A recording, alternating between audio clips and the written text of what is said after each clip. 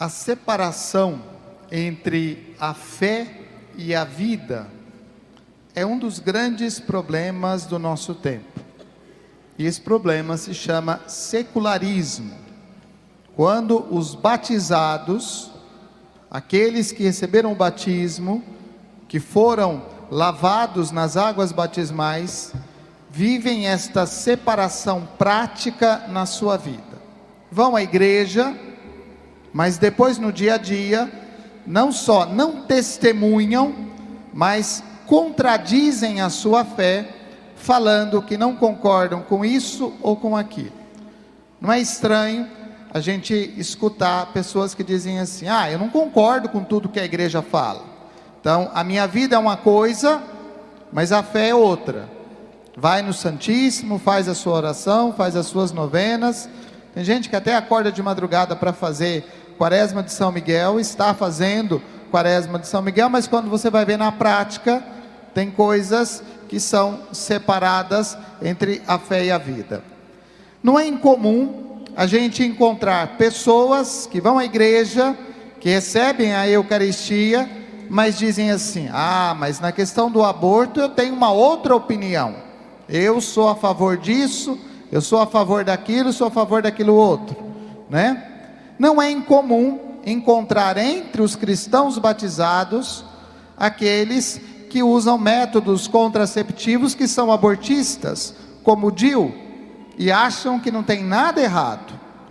Não é incomum encontrar entre os católicos cristãos, entre os católicos e entre os cristãos, pessoas que apoiam a pena de morte, dizendo assim: não, mas nesse caso, esta pessoa merece a condenação, merece a morte.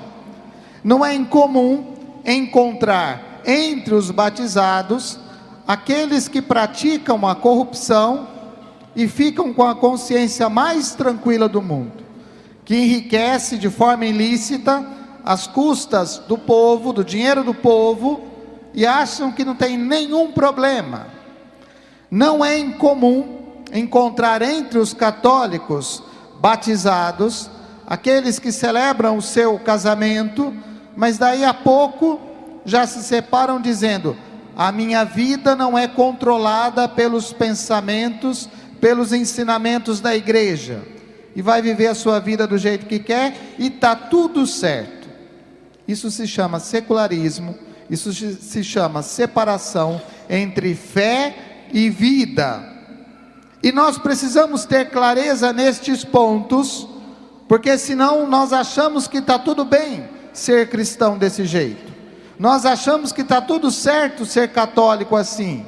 Nós achamos que está tudo bem levar a nossa vida de fé de um jeito, e a nossa vida pessoal, da maneira como eu penso, da maneira como eu imagino que seja correto. Não, mas a minha vida, na minha vida, a fé não tem nada a ver. Deus só serve para atender os seus pedidos, as orações que você entrega para Ele, e exige que Ele cumpra rapidamente. Tem uma doença, Deus tem que curar, mas o pecado pode continuar do jeito que está. E Jesus não veio para curar a doença, Jesus veio para curar o pecado, porque é o pecado que mata o ser humano, é o pecado que faz com que o ser humano perca a sua vida, perca o céu, perca a vida eterna. E se nós não tivermos clareza disso, a fé vai ser uma aguinha com açúcar que a gente usa em determinados momentos, mas não serve para a vida prática. E é isso que o Evangelho de hoje fala. Quando Jesus anuncia a radicalidade da decisão que nós precisamos ter para seguir Jesus, existe um escândalo da parte de alguns. Muitos discípulos se escandalizaram da fé, e hoje não é diferente. As pessoas se escandalizam diante de alguém que quer viver a sua fé de maneira coerente. As pessoas se escandalizam diante de alguém que fala: isso está errado. Quando se proclama, se anuncia a verdade, isso causa um escândalo, porque está em desacordo com a cultura do nosso tempo, porque está em desacordo com o que eu penso. porque isso não é acolhida, porque essa não é a igreja de Jesus, porque não é assim que Jesus acolheu. Jesus acolheu os pecadores, e Jesus sim, acolheu os pecadores, para tirar os pecadores do pecado. Jesus não acolheu os pecadores para deixar que eles vivessem a sua vida do jeito que quisessem. Jesus não passou a mão na cabeça dos discípulos dizendo: podem viver como vocês quiserem, do jeito que vocês quiserem, e ainda assim vocês serão meus discípulos. O que é que Jesus fala no Evangelho? Vocês também não querem ir embora? Vocês também não estão escandalizados com essa palavra? Vocês também não estão escandalizados com esse chamado à conversão e à mudança de vida? A proposta de Jesus é uma proposta de conversão, não é uma proposta de aceitação simples, passiva do pecado, e isso não é acolhida. Isto é mentira. Isto é mentira. E hoje se conta esta mentira como se fosse uma mentira cristã, como se acolher significasse pura e simplesmente aceitar o outro com todas as suas realidades de pecado e não tivesse nenhuma necessidade de conversão. E a conversão é para os cristãos, a conversão é para nós.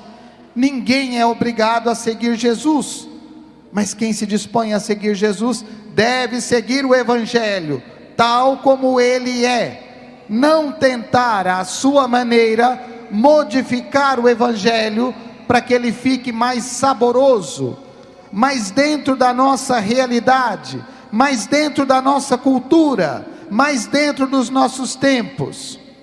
É importante testemunhar o seguimento de Jesus no meio desta geração incrédula que desafia a nossa fé contando mentiras. O que é a catequese?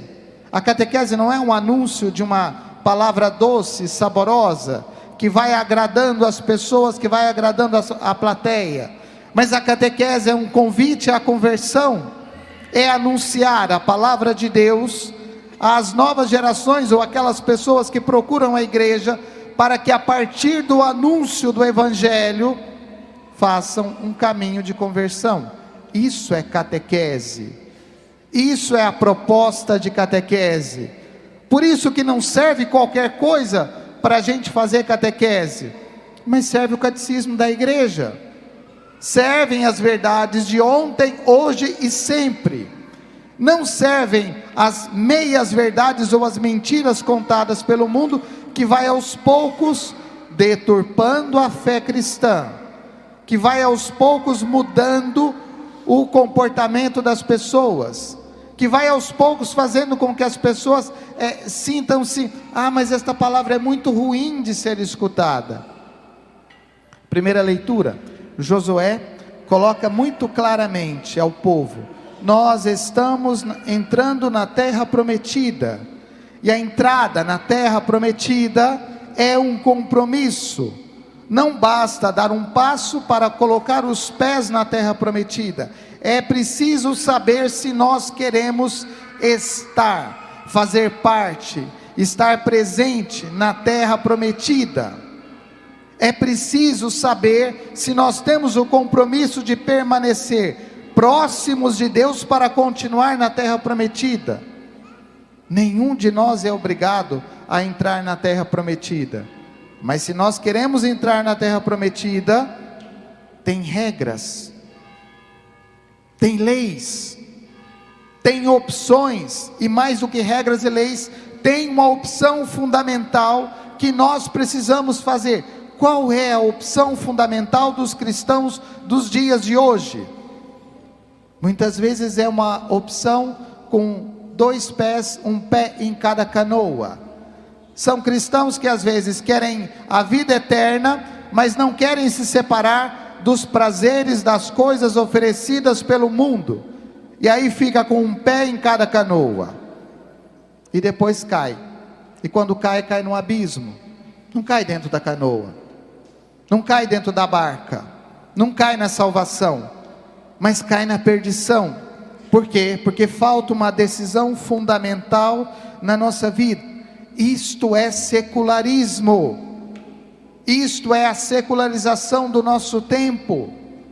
Isto é a secularização da vida da igreja.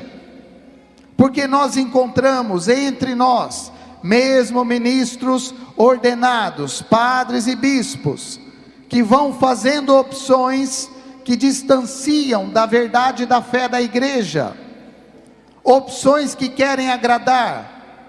Existem grupos de padres e bispos por aí, que até na questão do aborto ficam em dúvida sobre certas situações. Por quê? Porque querem dizer uma palavra que agrade ao mundo, querem dizer uma palavra que agrade à sociedade. E a igreja não veio para ser agradável, mas a igreja veio para ser uma proposta concreta de conversão, de mudança de vida, de transformação de vidas, de vida nova para o segmento de Jesus. E esta palavra é muito dura. Vocês também não querem ir embora? E Pedro vai dar uma resposta que nasce de uma convicção diante de Deus: Senhor, só tu tens palavra de vida eterna. E se só Jesus tem palavras de vida eterna, é preciso escutar as palavras de Jesus e ter o discernimento para separar aquele cisco, aquela poeira que vai sendo introduzida com a palavra de Jesus e que não é palavra de Jesus, que não é palavra do Evangelho, mas que é palavra da cultura, que é palavra da sociedade, que é palavra do mundo, que vai aos poucos sendo assumida. Estas palavras não servem, precisam ser separadas. Catequistas, cuidado com o que vocês ensinam. Catequistas, cuidado com aquilo que vocês falam, porque nas mãos de vocês estão aqueles que precisam aprender a fé, não as mentiras, mas a verdade limpa da fé, a verdade transparente da fé, a verdade da fé que leva à salvação das almas. Cuidado, para não aprenderem ou não transmitirem coisas que são até pessoais, crenças, vontades, desejos, coisas que vão sendo colocadas, acolhida que não é acolhida, porque não chama conversão. Cuidado, vocês têm uma grande responsabilidade. A igreja sempre confiou aos catequistas muita responsabilidade, porque a igreja precisa dos catequistas para fazer com que as novas gerações aprendam esse caminho da fé, e é isso que vocês precisam ensinar. Vocês não têm nenhuma obrigação de agradar ou de transmitir uma mensagem doce, mas vocês têm a obrigação de transmitir e ensinar a verdade do Evangelho. Esta é a missão do catequista. Que Deus os ajude nesta missão, e que Deus ajude todos nós a sabermos separar o que é palavra de Deus e o que não é palavra de Deus, e que nos dê coragem para testemunhar nas dificuldades deste mundo a nossa fé, aquela fé que nos leva à salvação. Louvado seja nosso Senhor Jesus Cristo.